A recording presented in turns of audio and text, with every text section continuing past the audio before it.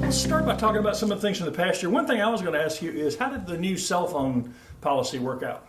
Really, for us, it wasn't a very big issue. We have really compliant students, parents, and families were supportive. I think everybody agrees that cell phones are a distraction for students. So getting that support from the state really helped us be able to enforce some common sense policies and rules. And I think you can see in some of our classes that are more online based, you can see a lot more productivity from the students. They're more focused on what their instruction rather than looking down at this all the time. So it was great. So it accomplished what you kind of hoped it would? Yeah, yes, sir. It was really good. We talked about some things last year about this time, and you were coming into the past school year. Did you feel like y'all accomplished most of what y'all hoped to accomplish this year?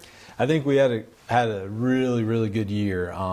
Obviously, I was following in some big shoes with Mr. Benneker retiring, but we've got great people in Anderson 1. Our students accomplished a lot of great things. We had obviously some of the test scores aren't public yet, but we feel like students showed a lot of gains. Graduation rate was really high once again. We had some successful extracurriculars with Powdersville High School. They won a state championship in volleyball. They won a state championship in boys soccer. Our ROTC programs, very successful. A lot of students in leadership opportunities in state and national organizations. So we were really pleased. Well, how many students y'all pick up this year? Do you know yet? Right now, we're estimating to be a little over 11,000 students. So I think we'll know our final enrollment. But over the past year, some of the construction projects haven't increased as quickly as we thought. So our enrollment's grown just a little bit, not as quickly as we were anticipating. How many students y'all have? Right around 11,000, probably be a little higher than that. We're seeing a lot of growth in the Wren area and the Powdersville area. Our boards did a great job under Mr. Benneker, planning ahead, building Oak Hill Elementary School, which a year from now we'll be talking about getting that thing opened up. Yeah, I want to talk to you about that in a minute. Nobody could have predicted the kind of growth, though, that y'all are seeing here. What can y'all do to try to mitigate some of this and not having enough funding to? Because I think y'all still have the lowest per pupil expenditure. We do. And that's not by choice. Correct. Yeah, Act 388 tightens our purse strings quite a bit in Anderson 1, and a lot of people that hear me talk about our budget hear me talk about how we're one of the lowest funded per pupil districts in the state. In the upstate, we are the lowest funded per pupil. We try to be really good stewards of our money. We try to be really good stewards of the millage that our taxpayers pay.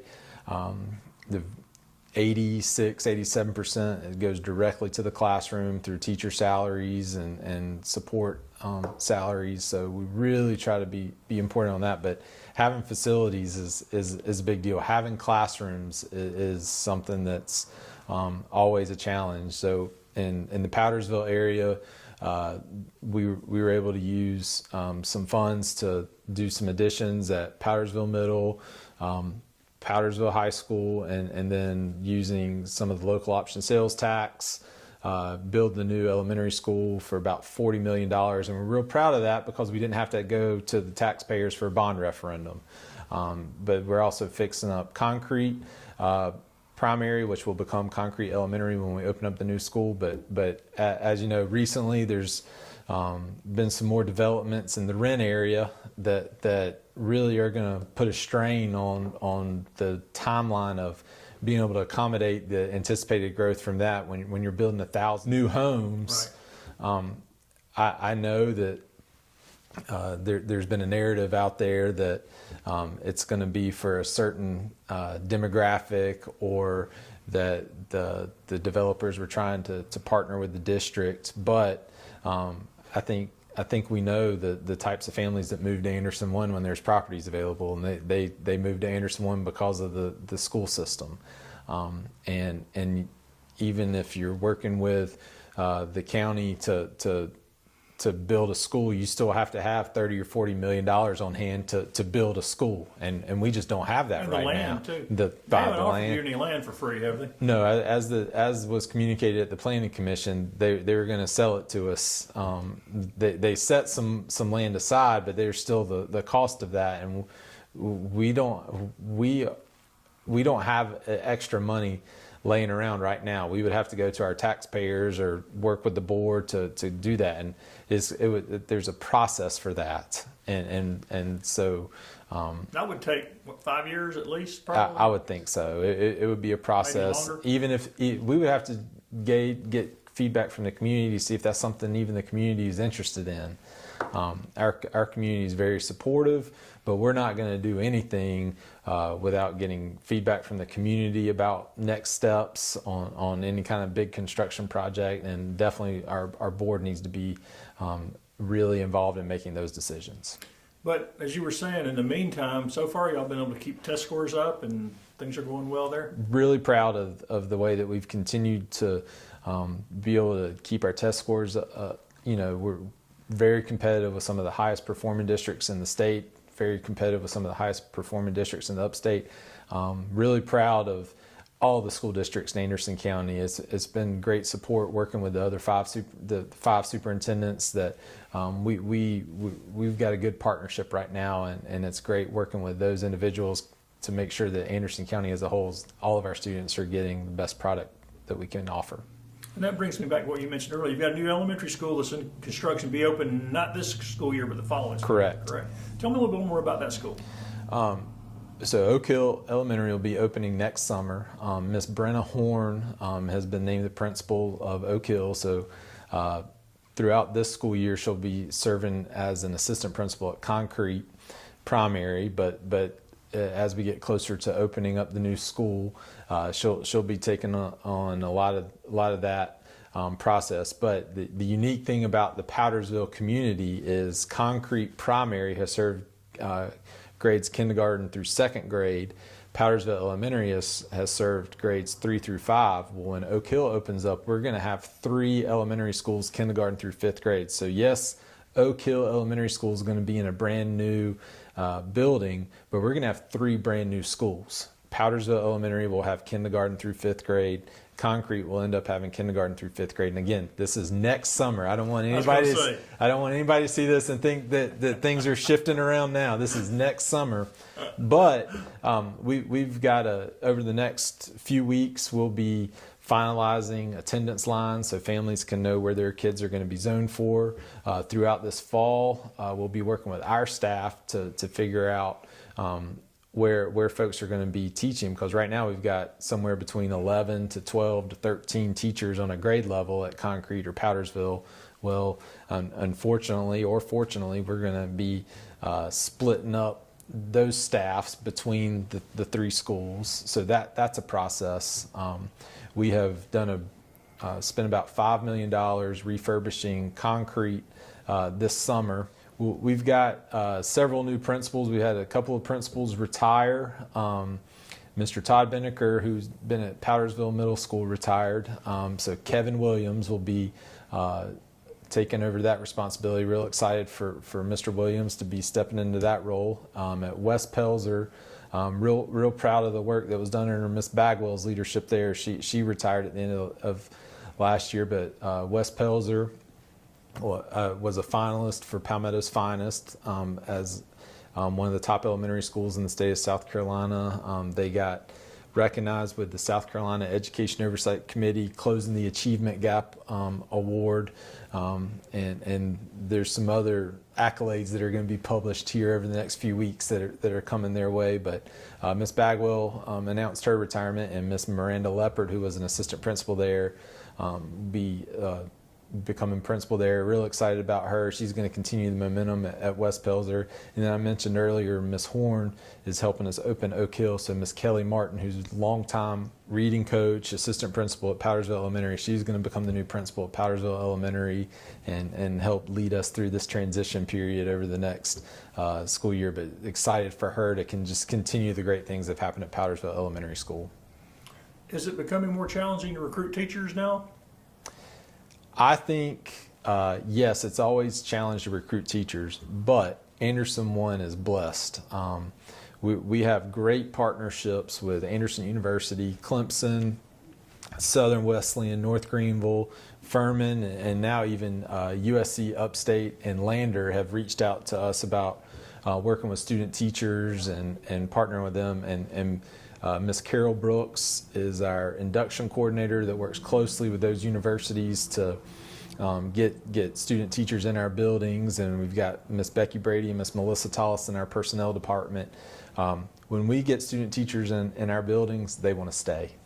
We've got several folks that will be working in the school in Anderson One that they held out and were patient and waited to see if there was going to be any turnover in their building because they wanted to be in Anderson One. So because of those partnerships and getting student teachers, people want to be in Anderson One. A lot of folks know of our reputation, so Anderson One is a destination, and it's because of the great teachers we have. Good teachers want to work with the best teachers, and so they want to come work with great people. So we're going to continue to invest in our folks because greatness attracts greatness, and people want to be a part of that. I know y'all passed the budget for the year. How did the budget look for this year? Our board really invested in teacher salaries and making sure that our salaries, not just for teachers, but all of our employees, remained competitive with the other districts in Anderson County and the upstate. So we're real excited that first year teacher in Anderson One is going to be making $51,500. That's up almost $4,000 from where they were last year. So that was exciting. Our all-in budget's around $120 million, which is a lot. But like I said, all that's going to salaries and benefits. And so really appreciate our board being so supportive of our employees. Are the potential cuts from the national level going to hurt you guys? Or do you know yet? Or? I don't think we really can say how that's going to impact us. The state has told everybody to hold on to their money, hasn't it? They have, and so, as you know, Anderson One, we're pretty conservative with our budgeting, so we've tried to hold on tight to any of that, so that we don't anticipate any budget cuts with staff or anything like that as a result of that. But we're paying close attention to all those projections to see how that's going to impact us down the road. Do y'all do free lunch for everybody, or? Because of the poverty level in our district, all of our schools do not qualify for that program. We do have some of our schools that get free lunch through that CEP program, but any student that's in any kind of need or anything like that, our schools work closely to make sure that they get free and reduced lunch if they qualify for it. What are the main objectives you and the board have identified for the coming school year? Obviously, one of the big things across the state, not just in Anderson One, is making sure that our math achievement continues to increase. We're going to really focus on that. We're going to continue to make sure that we are being innovative in all of our offerings for upper level, dual credit and AP classes at the high school level. What options are out there? How do we look ahead to see how do we keep our students competitive? For college applications, college entrance, want to make sure that our highest performing students are getting into the schools of their choice, ready, college and career ready. We're going to continue partnering with our Career Center. Ms. Harrell and her team do a phenomenal job partnering with Tri-County and other organizations to get our students college credits for certification programs so that they can graduate high school ready to be successful. Our fine arts programs are going to continue to be successful. Powdersville High School's chorus program got the highest honor that a choral program in South Carolina can get. As far as we can tell, they're the first 3A high school to ever get that designation, so real proud of that. A couple of our bands continue to get celebrated at a state level, so we continue to see great things happening with our fine arts, our visual arts programs, from K through 12 students getting recognized at the county level and state level, so continue to give those students opportunities to be successful, and just continue to teach students to be good people and be productive citizens after they finish high school. And I know y'all got a lot of schools. How are the athletics looking for the year ahead? I mean, you got any growth, any new sports, any?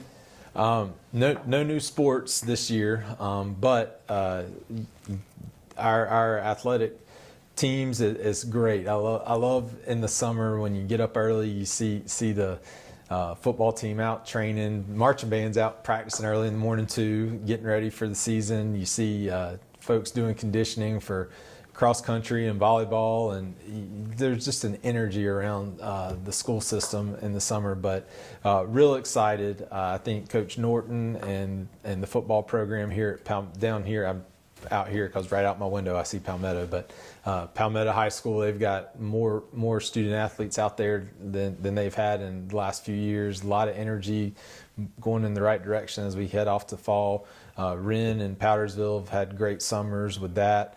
Powdersville's building on their momentum from another state championship in volleyball.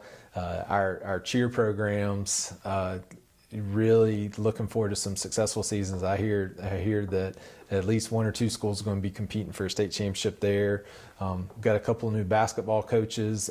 Fran Campbell, who's been at Wren High School since the 80s, announced his retirement. So new coach there that was one of Coach Campbell's former players and assistant coach on his staff. He'd been over at Easley for the last couple of years, but excited to see him just continue that tradition at Wren. And then Coach Hallman stepping in at Powdersville this fall. Excited to see that. And then just continue to see the wrestling program at Palmetto do great things. Last year, West Oak is probably their biggest rival, and Palmetto was so close to beating them. So maybe this will be the year that somebody can dethrone them, and why can't it be the Palmetto Mustangs? So looking forward to that. But just a lot of momentum of greatness across the board in all three of the athletic programs. We're getting ready for New Year. At the end of this 25-26 school year, when we meet next summer, what do you hope you'll be able to tell me you're most proud of? Whew, that's a hard question.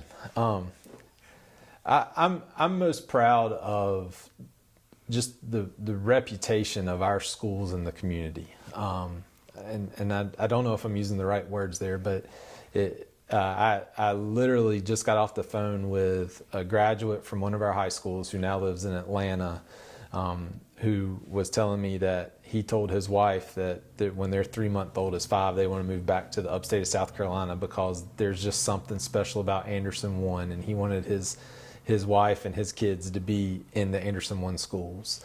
And that sums it up. There's just something about our community. We've got each other's back. We had a couple of tough situations with a student that was in a terrible car accident in the fall and had just some life-altering injuries. But you see the way our community has come alongside that family and just supports Isaac and the Wigington family, and just that's why you want to live here. And a lot of that is because of the relationships that happen in our schools. People are proud to be a part of Anderson 1.